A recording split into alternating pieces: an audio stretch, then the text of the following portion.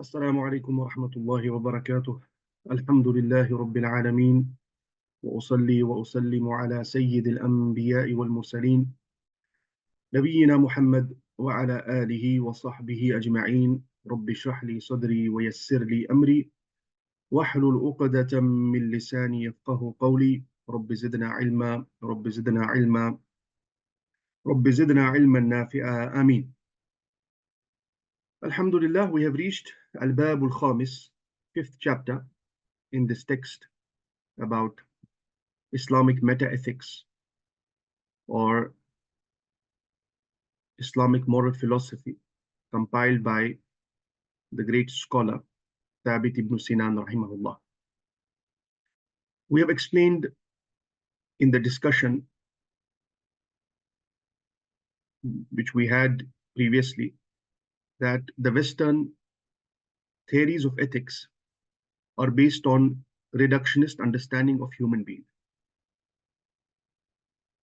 Whether it is the utilitarianism, which bases the moral question on desire of human beings, or the Kantian theory of rationality, which treats human beings or which sees human beings as ends in themselves, not means.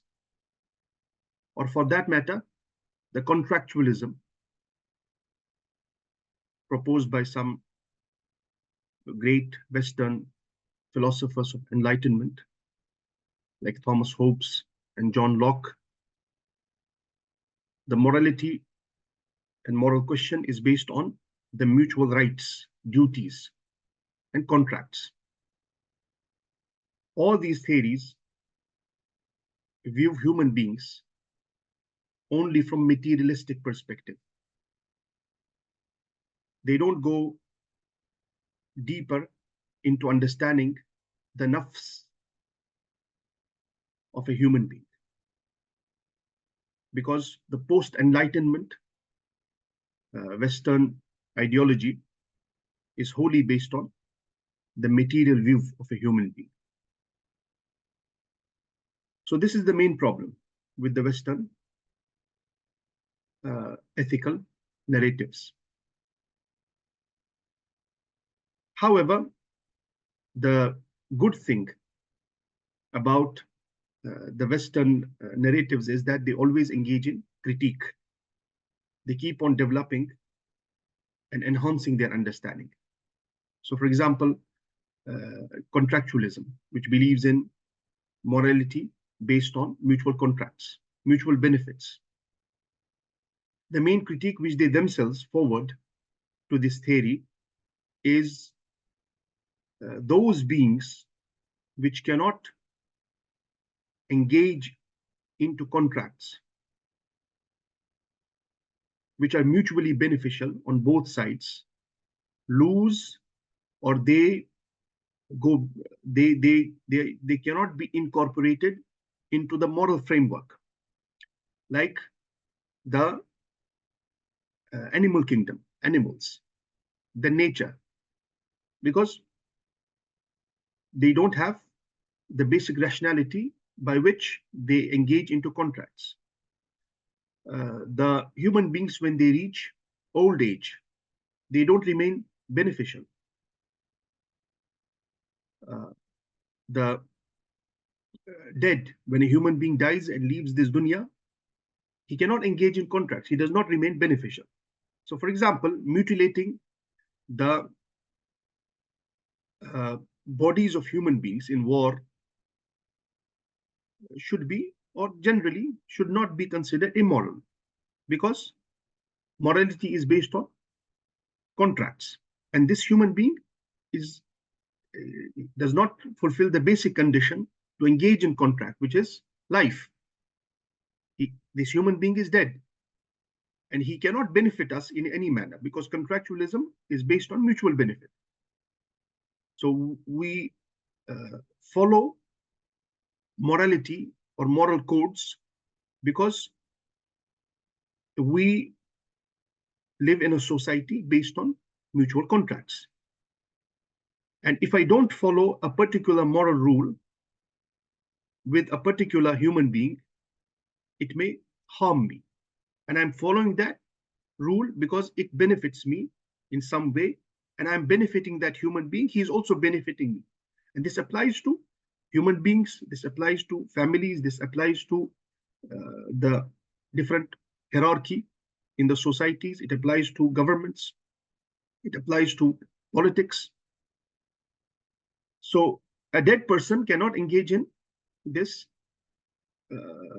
contractualism, which means we can do with it whatever we like. Same applies on animals.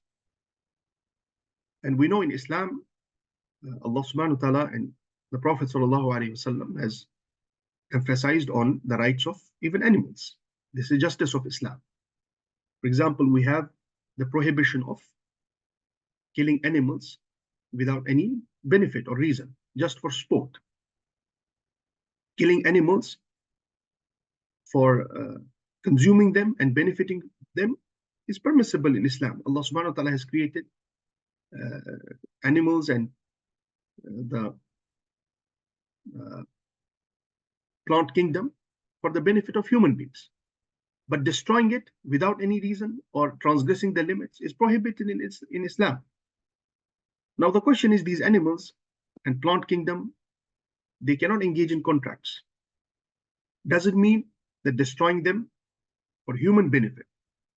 Now, one of the main critiques, and this is the crux of the problem in the Western moral philosophy. The crux of the problem is making the human being, or turning the human being into a deity, deification of the human beings. So according to contractualism, it should be perfectly fine if I destroy nature, I destroy trees, I destroy the ecological balance, because it benefits human beings. Why? Because nature does not have basic rationality by which they enter into contracts. So these are some critiques. Of course, all these thinkers, they agree on the basic moral framework, even with the animals, dead bodies, the parents, for example, when they reach old age and they are not able to benefit their children, which means they are not in a position to enter into mutual contracts. Can we treat them as we like without applying the basic moral code? Because they are not beneficial for the society, they're not beneficial for the family anymore. These are some critiques and questions which are raised against contractualism. So the point is, reductionist understanding of human being and not understanding the correct place of human beings in this wujud, in this existence. No, there is no doubt that human beings are the crux of this existence. Human beings are the pivot of this existence. However, human beings are not the only they are not the only beings which are important for the balance of this universe. So human alam is not the only alam which Allah subhanahu wa ta'ala considers. And Allah is not the Rabb of only humans. So the first ayah in the Quran speaks about alameen, the different realms of existence, which are all important. And human beings are at the crux of those realms. Or the human being is the crux of those realms, or human being is al-alamu saghir. He is the mini cosmos. And he is the crux of this universe, no doubt, but everything else is also important. Now, the West has fallen into this deification of humans, humanism, and the other related philosophies, and neglecting the correct position of human beings in this existence, and also destroying the existence for the greed and desire of human beings. So these are some problems, intellectual problems with the Western ethical philosophies. Now, coming back to the text, this 5th chapter is about في حفظ الفضائل, in protecting the virtues. So after we inculcate values and morality, we understand the human psychology, nafs, in a profound manner. And as we have discussed, the main three characteristics or qualities of the nafs, creating a balance in them, and the branches, and how to do that, we have discussed about that. The main three qualities are the intellectual quality, al-nutq, al-aql, the intellect. Number 2, ego, which he calls it 3 nufus. Nafs is divided into 3, classified into 3 nufus. An-nafs al-natiqa, the nafs which is the foundation of intellectual capability, intellect, aql.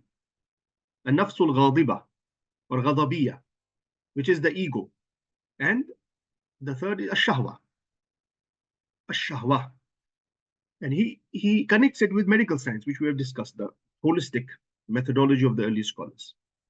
And he declares particular organs as the foundation of these 3 qualities. And then we have branches. When we have acquired it, this is not sufficient. Acquiring these qualities means creating a balance, as we have discussed. Islamic akhlaq, Islamic moral philosophy, ethical narrative is not about destroying these characteristics, which is impossible. Because Allah subhanahu wa ta'ala has created us with these qualities. It is part of our personality. These qualities can be destroyed only when we are dead. As long as we live, they are part of our personality, of our soul, of our nafsiyah. So Islamic akhlaq is about creating balance. That's why this endeavor is very difficult, because going to extremes is easy always. Transgressing all limits in these qualities or destroying them, trying to destroy them, retiring to the caves, not fulfilling the basic instincts and desires, not marrying, becoming a monk. This is easy path. Creating a balance while engaging with these qualities is the slippery path. It is, as some scholars say, as-sirat. The sirat, as we mentioned this before, as-sirat, the bridge on Jahannam on the last day, will be ahaddu min as-sayfi wa adaqqu min ash-sha'r. It will be sharper than the sword and thinner than the hair. And this is, according to some scholars, a metaphor. This points to the difficulty of that path, of that bridge. And this is exactly the description of as-siratul mustaqim, the correct path, the straight path in this dunya, which every believer has to tread. The straight path is ahaddu min as-sayfi wa adaqqu min ash-sha'r, sharper than the sword and thinner than the hair. Why? Because it is a path of balance. It is a path of golden mean. Going to extremes is easy. So acquiring these qualities, creating a balance, is not sufficient. Because after you create a balance, you may incline to extremes easily. You have to maintain that balance. You have to safeguard and protect your qualities. So the virtues which you have acquired, don't think that they will be acquired one time and they will remain with you permanently. You have to maintain it. Maintenance is very important. And this chapter emphasizes this important principle. في حفظ الفضائل, protecting these fadail, because when you يعني, maintain the balance, you may tend and incline towards extremes very easily. If you are to the extreme, coming back to another extreme is difficult. If you go to one extreme, going to the other extreme will take time, and it is difficult. But inclining from the balance to any extreme or falling from that balance is easy. For this reason, we should learn the art of maintaining and protecting and safeguarding our moral virtues. So in this, he has raised some very interesting points. So he says this is a methodology in itself. This is not a point in the periphery. This is a methodology in itself, which we must learn. He says, وهو علم الطريق الذي يحفظ به الإنسان الأخلاق المحمودة والخيرية والفضيلة. This is the subject or knowledge of the path by which a human being protects his praiseworthy virtues, akhlaq, and the goodness in him after acquiring these virtues. And it is also الطريق الذي يعالج به ما فسد منه. And it is also the path by which he treats what has been corrupted from akhlaq. So it is not only protecting, safeguarding yourself and protecting these virtues, but also it is like the natural process which happens around us. For example, planting a tree. So you plant a tree and you don't leave it. You have to nurture it in order to reap the fruit. After you reap the fruits, you have to make sure that you treat the tree. You cut the rotten branches. You pluck the rotten fruits, so on and so forth. So this is the process.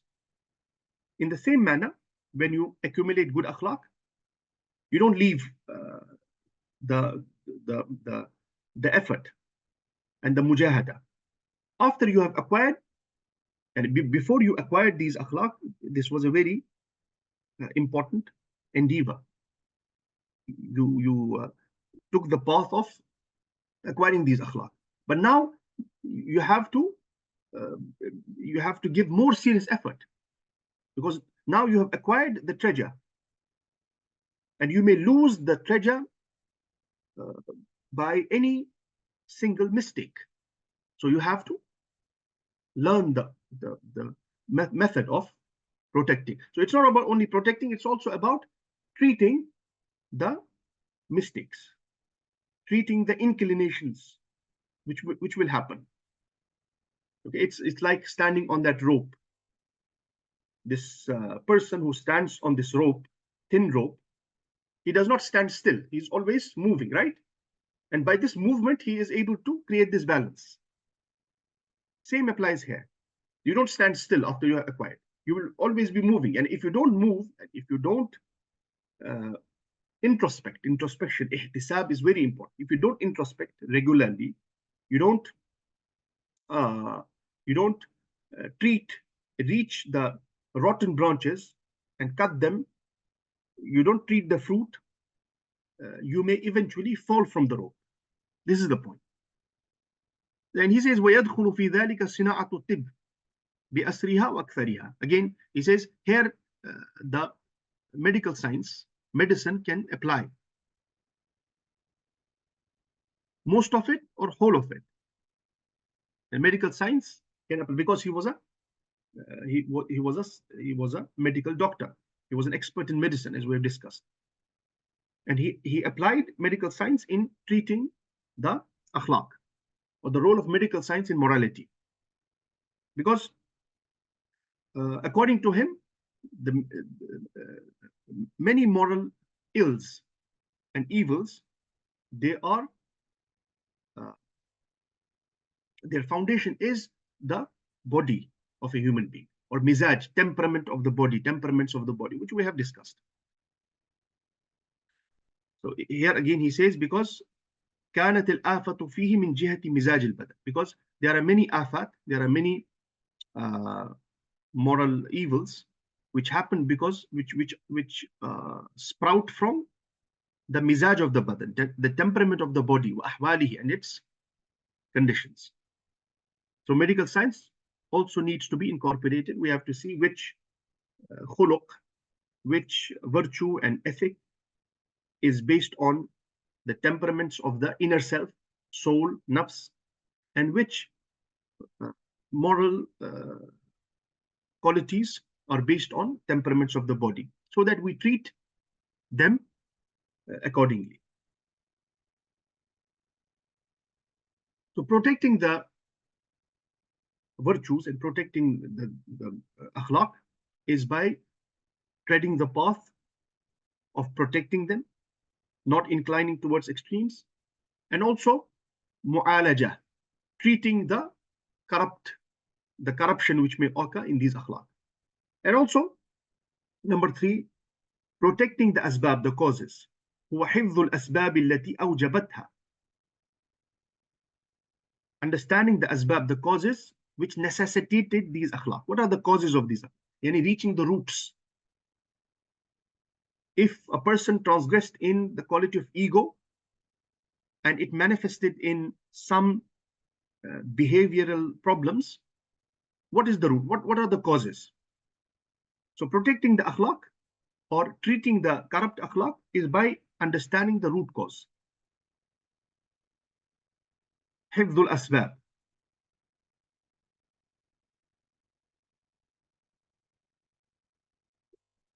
So again, he points to the main 3 organs which we mentioned.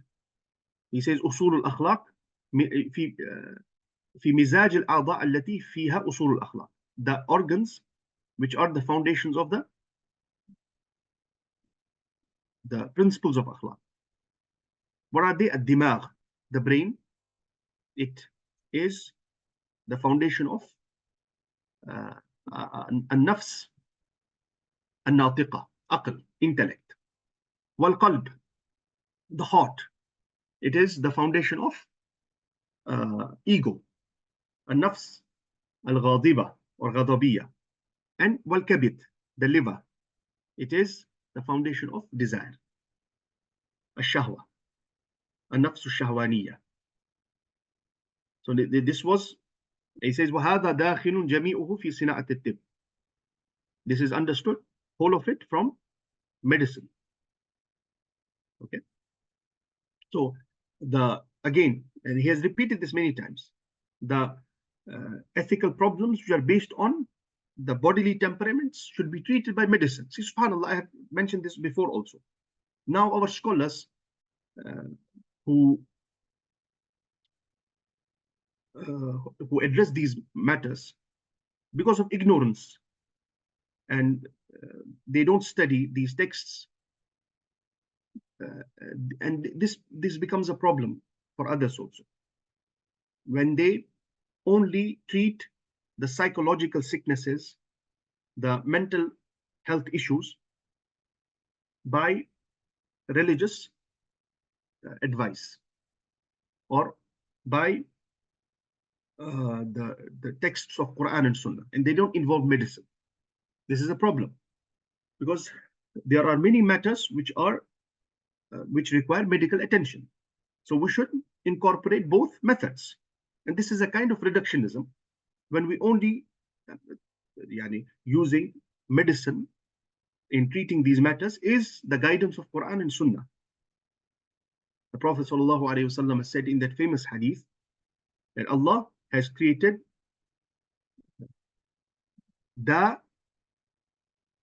if Allah has created a sickness, He has also created a cure for it. And there is no sickness except Allah has created a cure for it, except death. Now, what does this mean? It means you have to search for the cures, and engaging with the cures and sicknesses, understanding the sicknesses, diseases, and their cures is the domain of medicine. So he says some akhlaq are based on the bodily temperaments, some are based on the nafs, and so on and so forth. Another point which he mentions here about nurturing, let's say protecting, safeguarding, and nurturing these akhlaq. And we cannot leave this tree. Okay, now this tree has grown, it is giving fruit, let's leave it. If you leave it, it will die in a short span of time. It may be the best tree, it may give the best, sweetest fruits, but if you don't nurture it, if you don't protect it, so you cannot, if you have reached, you say you have inculcated the best akhlaq and you are a good person, you can see it in your behavior, then you leave. I don't need to nurture my akhlaq. I don't need to work on myself now because I have reached a peak. Now, this is a problem. If you stop self-development, self-introspection, working on your akhlaq, eventually you will incline towards the extremes. As long as we are in dunya, we have to engage in protecting ourselves, nurturing ourselves, self-development. There is no had, there is no limit to it. We cannot say, okay, now we have reached this limit, I don't need to work on myself anymore. Why? Because we're always exposed to evil. We're always exposed to shar. We're always exposed to things which may take us from the balance to the extremes. So I'm not, human is social in nature. I'm not living alone on this planet. If I don't work on myself, every day I will sit with people who may have evil qualities. I may undergo situations which may destroy the balance which I have created. So every day I'm exposed to evil. I'm exposed to the society, the family, challenges. I have to take decisions. This all determines my personality. That's why we said the main discussion in ethics, both in Western framework and Islamic framework, is about the free will of a human being. How free are we? So all sane minds and people, they agree that a human being is not completely free. Why? Because there are many factors which determine our behavior. The family in which I am born determines my behavior. My bodily temperaments determine my behavior. My friend circle determines my behavior. My economic condition determines my behavior. Peace and war determines my behavior, so on and so forth. The childhood, my upbringing, it will determine my behavior later on. So if I had to undergo childhood trauma, it will manifest in my behavior as a young man, without any doubt, if I don't work on it. Even if I work on it, it may manifest sometimes.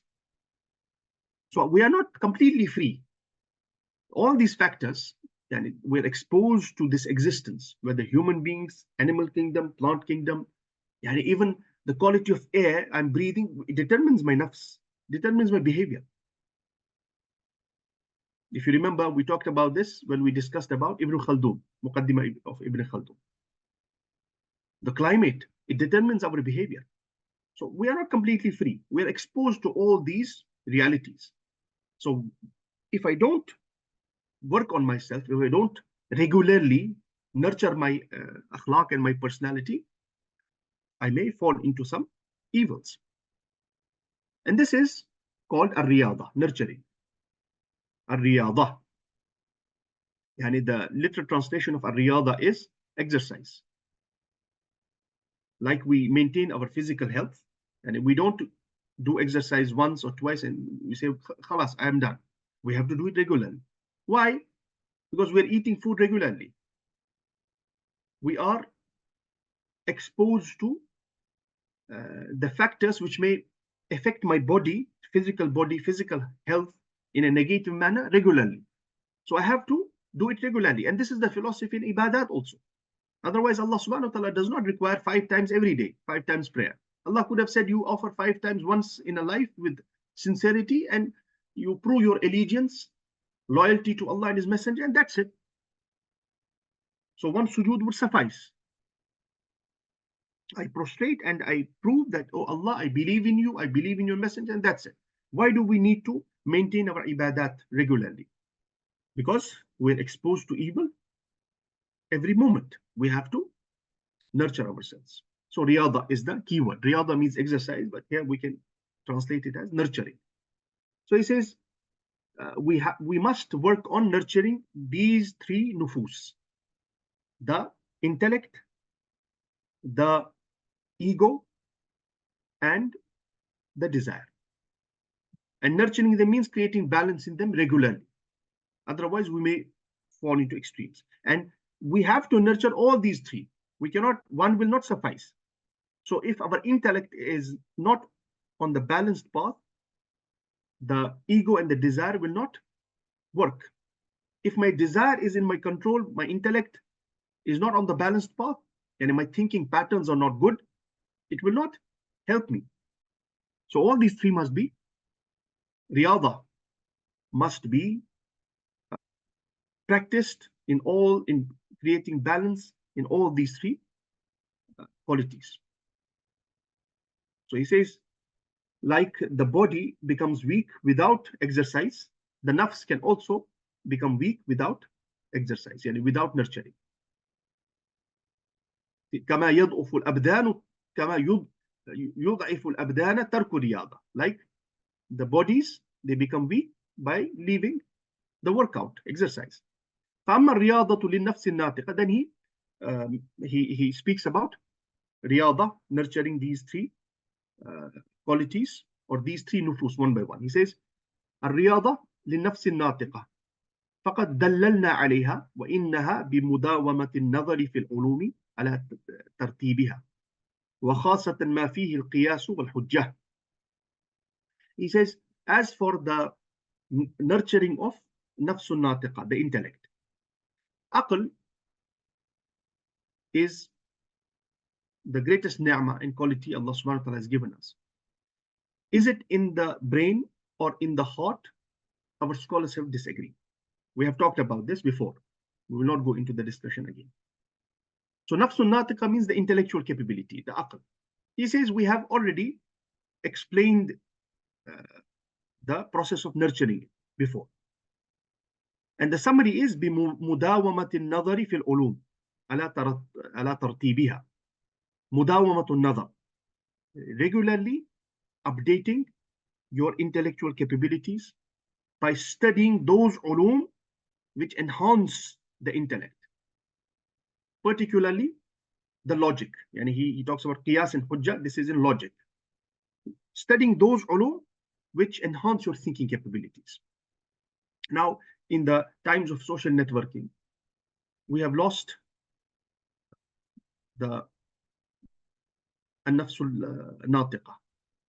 And you see who are the icons on social networking? Foolish people. And some contemporary philosophers have even pointed to this danger, that people are falling into foolishness. They are making their idols and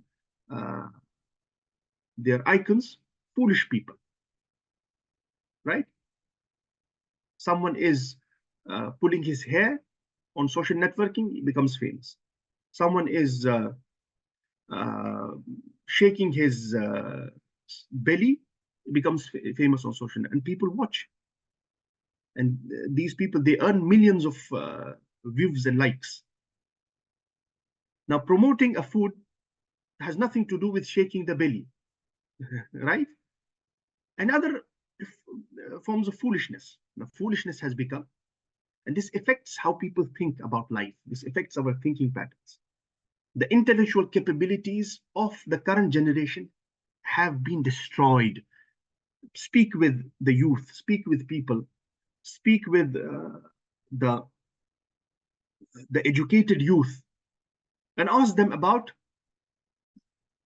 the questions of life and death, the questions of worldview, their aspirations, their goals, their the decisions which they will take in life. It is all destroyed. Why? Because intellectual activity is not being promoted. Actual, real intellectual activity. And people who are real thinkers, who can contribute to this dunya, who can create a positive change in this world, are not promoted. Foolish people are promoted. And as I said, contemporary philosophers have understood this problem and they have warned about it. There are some who have compiled books about this masala. Like the famous book of a Canadian philosopher, he calls it Mediocrity. I suggested this book to many brothers.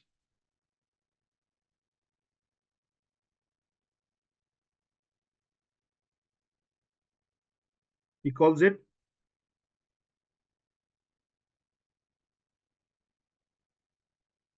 Mediocrity, the politics of the extreme center.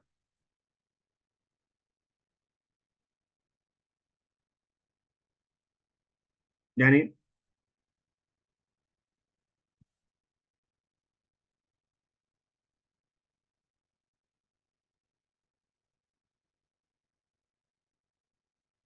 how people are engaged in activities and thinking patterns which don't make them beneficial and serious citizens or serious people who have capabilities of problem solving and contributing positively to their societies.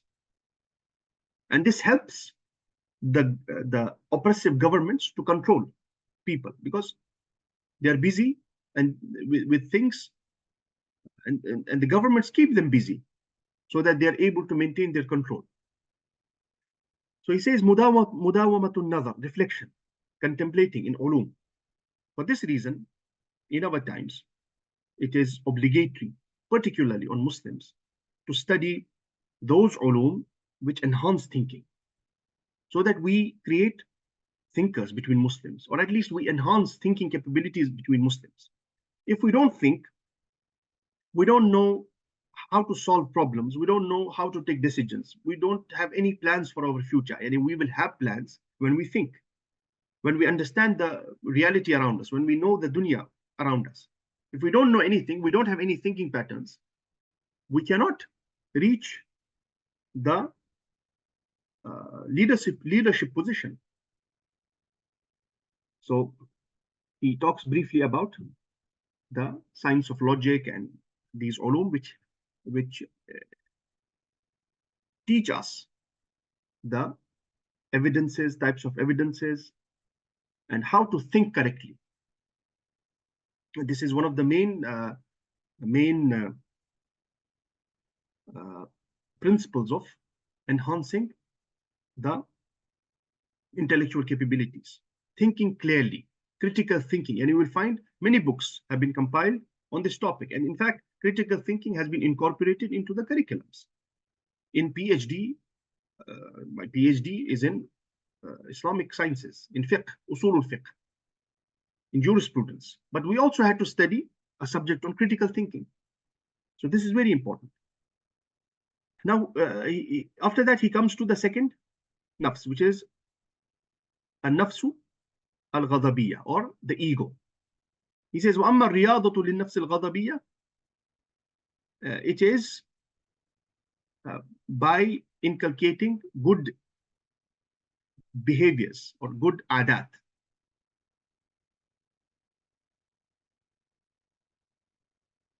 So by kasb, by inculcating good adab, by ourselves and by teachers.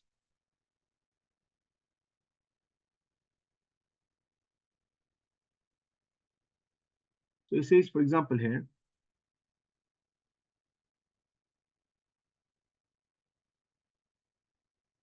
this is like taming the wild animals. This is like taming. How do we tame the wild animals? By riyada, by nurturing them. A wild horse. There are different methods of taming these animals. So الحيوانات الوحشية, the wild animals, how are they tamed? In the same way, we should tame and nurture the ego. So generally, it is, a wild animal will not be tamed by itself. A wild animal needs a muta'allim, a teacher, who knows the ways of taming this wild animal. In the same way, the suhbah of good people, the company of good people, a trained teacher who knows the transgressions of ego is important here. He says, ترى ذلك عيانا في الحيوانات الوحشية. You can see it clearly in the wild animals, how they are tamed. And if this taming does not remain perpetual on them, and if they are not tamed regularly, they will return to this quality of wildness. فإن لم يدم عليها التأنس or التأنيس عاد إلى الوحشة. And if they are not tamed regularly, they will return to the quality of wildness. And this is the famous method used to tame the elephants, the horses. وهذا متعارف عند من يخدمه. And this is a common method, very famous between those who use it to tame the animals. So he gives the, subhanallah, this is the best thing about the early scholars. They were generalists, they were not specialists in the current meaning of this term. They had expertise in different fields, and they knew how to incorporate these fields. Now see, he gives examples of the cats and the wild animals, the elephants, how they are tamed, and what are the methods. He says, هذه سبيل الدواب, the animals التي يراد إن لم يتعهدها الرائد إذ ضرب مشيها. If the ra'id, the one who is training, the trainer of these animals, does not يتعهدها, and does not tame them regularly, does not train them regularly, does not nurture them, and he trains them for 1 week and leaves them for 1 month. If he does not train them regularly, is taraba mashuha. The inconsistency happens in their walking patterns. So they need to be tamed regularly. In the same way, a human being needs this taming regularly, not once, particularly in the ego. So it needs a teacher. It needs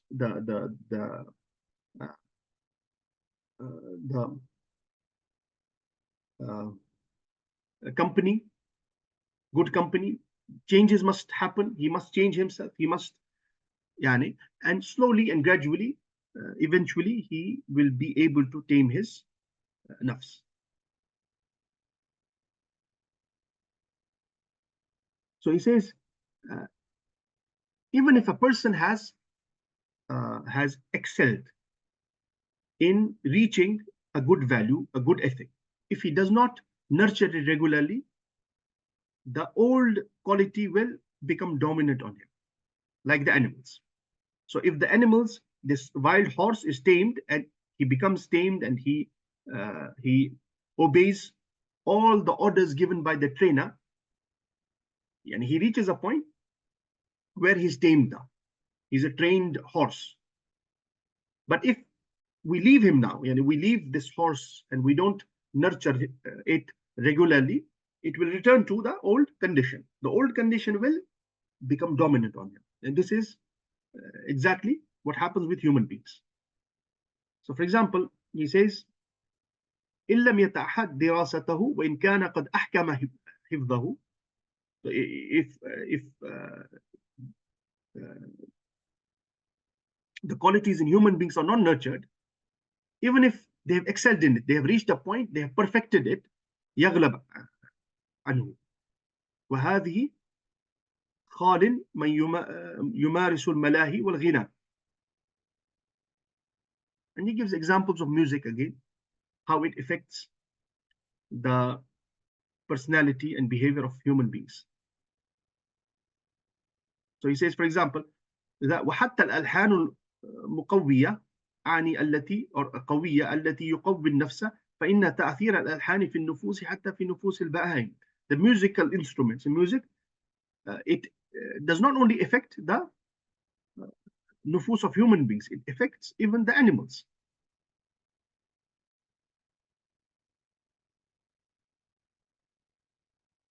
So فإذا كان اللحن يؤثر هذا الأثر القوي من دفعة واحدة, if the music can affect, can have this intense effect and intense impact, even if it is we listen to it only once. وإن كان يزول أثره سريعا زوال السكر عن الشارب, but it can this effect can go, it can vanish quickly, like the intoxication vanishes from the drunkard. ومتى تكرر رتبت أثره تباعا رتبت أثره ثباتا عجيبا. But when it is repeated again and again, and he gives this example of repeating something on the nafs. So if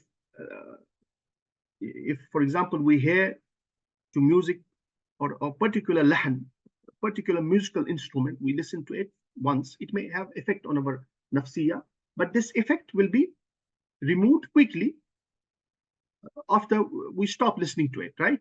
But if this is repeated, we listen to it every day, it will create a mark on our nafs. So this is the point. Yani, he compares this with alhan, the musical instruments. The point which he wants to make is regular nurturing of the nafs on both sides, whether it's good or evil. And if evil is presented to the nafs regularly, and if the nafs is exposed to evil once, it will be affected by that evil, but this evil will go quickly. But if this evil is repeated, the nafs is exposed to this evil every day for a long period of time, this evil will create a permanent mark on the nafs. Same applies on good. So what he wants to say is, we must, like we tame and train the animals, wild horse, we must apply this to the ego as well, to the nafs as well. We have to regularly maintain it. We have to make sure that the good which I want to inculcate in my nafsiyah should be regularly presented to the nafs. My nafs should be exposed to this goodness regularly. And this is the problem. This is one of the main problems which we face. Some brothers and sisters, they complain that they are trying to create a change in themselves, but it does not happen. Sometimes the problem is that they have not exposed their nafs to this good for a period of time when it would create the permanent mark on their nafsiyah. It will become a quality on their nafs. So for example, this is very famous, maybe you have heard it. If you want to make something your habit, you have to do it for 40 days. I don't know, have you heard it or not, but this is very common. And some scholars suggest this. For example, if you're not praying, you pray, and of course, in this process, you have to endure hardship and difficulty. You have to remain steadfast. But if you're missing Fajr, for example, you are missing a particular salah, you do it and you endure for 40 days, it will become your habit after that. And after that, you don't have to give effort. It will become your second nature. Why? Because these 40 days, they have taken it from the Quran, from experience, from nusus. Repeating something for 40 days, or let's say repeating something for a long period of time, or for a period of time in which it becomes a permanent quality of the nafs, is important. And this is what he wants to say here.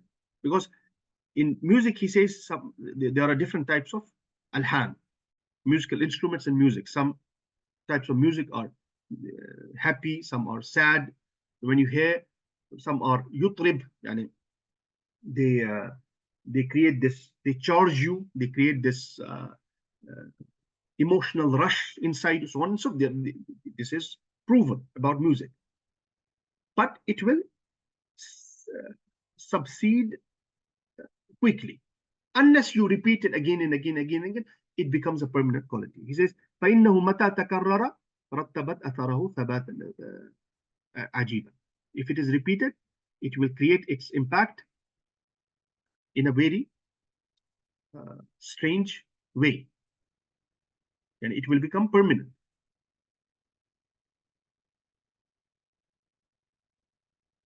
So he says, like the evils which may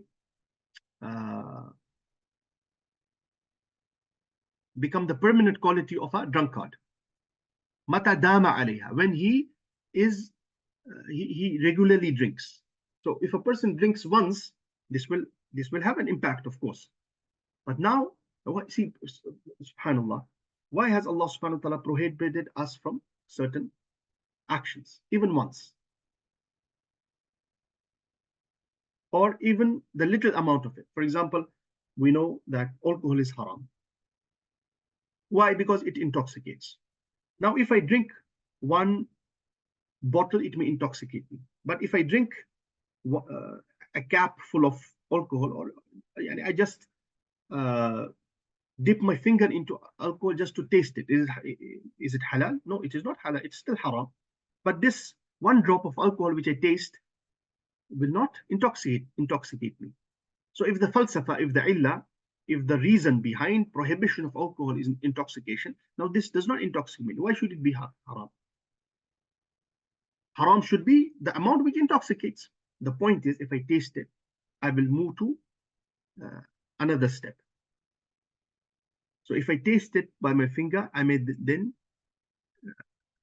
take 1 spoon of alcohol. After 1 spoon, I will move to 1 cup. After 1 cup, I will move to 1 jar. After 1 jar, I will move to 1 bottle. Because, and this is the problem. So eventually, I will reach to a point where it will intoxicate me. For this reason, Allah subhanahu wa ta'ala and the Prophet sallallahu alayhi wasallam said in the famous hadith, ما يسكر كثيره فقليله حرام.